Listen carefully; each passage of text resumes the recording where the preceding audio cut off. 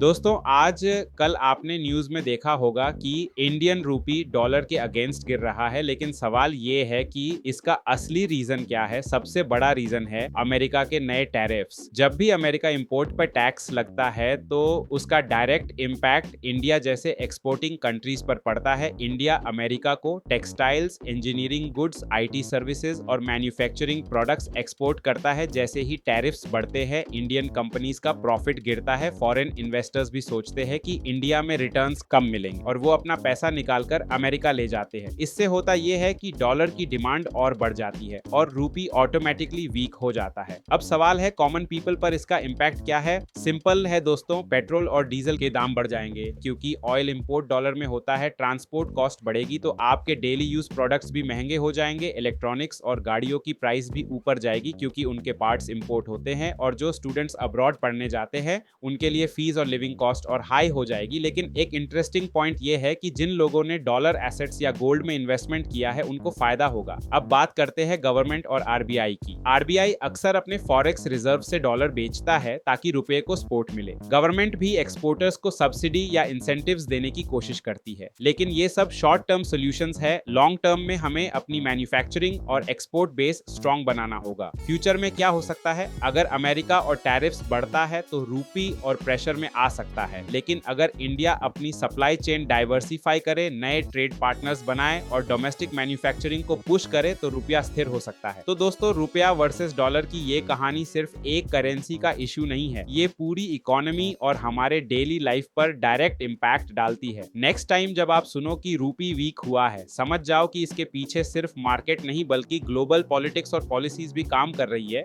ऐसी ही वीडियो पाने के लिए हमारे चैनल को सब्सक्राइब करें और वीडियो को लाइक एंड शेयर करना ना